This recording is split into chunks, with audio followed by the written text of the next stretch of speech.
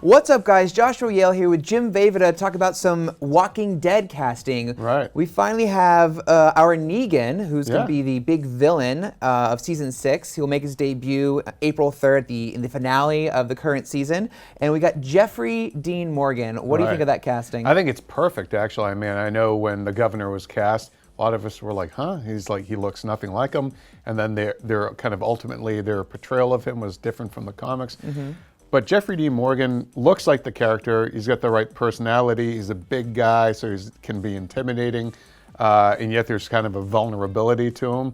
I think he's a perfect choice. I think a few fans had actually suggested him. Yeah. And there have been casting. Yeah, and then there have been some chatter about Garrett Dillahunt and John Hamm and a few other names that Tim popped Dillon, up. I think.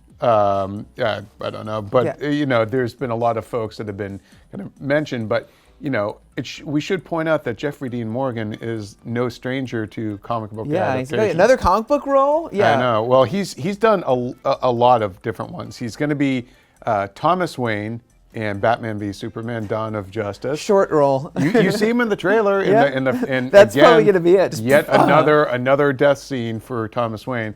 Obviously, Watchmen, we all know him as comedian, and he was great in that. Mm-hmm. So probably gives us a bit of a taste of sort of how he can find the darkness and sort of that almost gleeful malevolence in kind of Negan. Twisted, Yeah, and then he was also in The Losers, and a lot of people forget this.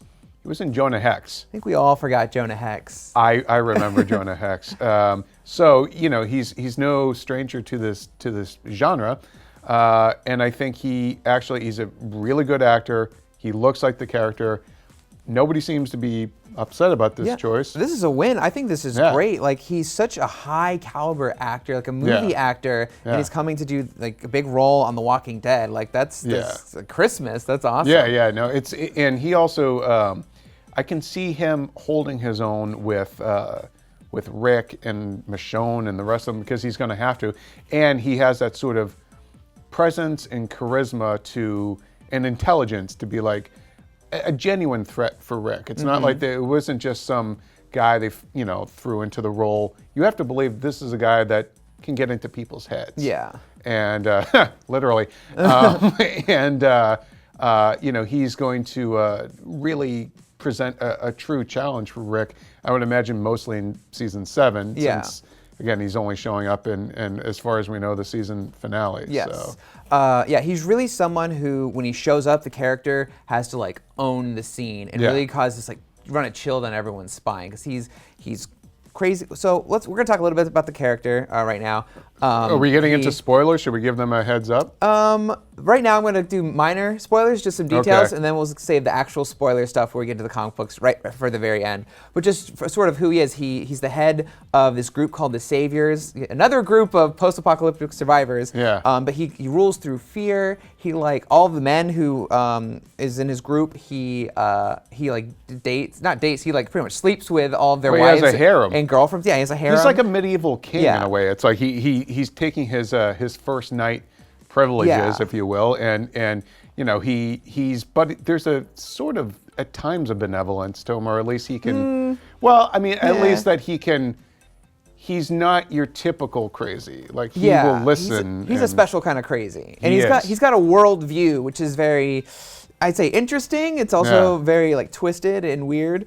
But yeah, he's a really fascinating character. He's just a big presence in the comic books, huge villain. Like I feel like he's like the governor meets Shane. Shane more from the show than from the comic, because like. He sort of forms a bond with Carl a little bit. He grows a fondness for him, just like Carl did to Shane. And then the governor, like he runs like this group of people, like pretty much but not so much through lying to them, but just through fear. So he's like the ultimate like bad guy for this. He's pretty much the worst case scenario. And now if we want to go into spoiler territory, this is like spoilers from the comic book, huge stuff. So if you don't want to know that, now's the time to check out. And we're going to talk about some stuff that's happened this season on the show, just a little bit. So if you haven't caught up on all the episodes of Walking Dead, again, come back. So here we go, full spoilers for comic books and the show. So I'll let you go ahead and. Well, he kills Glenn. There we go. He did it. The first time we see Negan Yeah. in issue number 100 of the comic book, he shows up and it's a show of power to make like Rick and his group submit. He just beats Glenn to death with a he bat. has his baseball bat that has barbed wire on it. He calls it Lucille. And you know, basically, it's like a mob boss in a way. I will offer you protection, but you give me half of your stuff. Yeah, and they didn't so want he to play goes ball. up to they didn't want to play ball, and so it does seem to me that, and we can speculate about this later in maybe another conversation, but I have a feeling that's how this season will end. It'll end with him killing Glenn, and then you're like, holy crap! And then all season 7 is Negan kind of showing his true colors even more to the rest of the survivors of Rick's group. This is gonna be like a Game of Thrones level like finale if they decide to go that way, kind of like a Red Wedding type thing where he just shows up, beats Glenn to death, and and the whole audience is left on that note. Glenn's back. Oh, Glenn's dead. Yeah, because right now we think he's dead, although everyone's assuming he's actually alive. Yeah. So I think it would be actually weird and manipulative to play with audience expectations, like taking Glenn away, like faking out his death, bringing him back, and then killing him. I think that's not the way to go. It's going to be particularly cruel, though, too, because Maggie is pregnant. So if they do it like the comics and he's in front of her. That makes me think they don't go to the comics route, because they often deviate from the comic books. Yeah. What if he kills like Maggie instead? Ooh. Oh, man. That's pretty dark even for the show. I mean, they didn't do that with Lori in the way she got killed off. That's true. But hey, anything could happen, you know, if they really wanted to make an impact. Wow, so, what if they kill both of them? Oh my gosh. Oh my God. All right. So overall, though, we're both pretty stoked on this awesome casting. Cannot wait for this. Yeah, awesome. Cool. Right. So that's it. Let us know what you think of the casting in the comments. And for all things Walking Dead, keep it right here on IGN.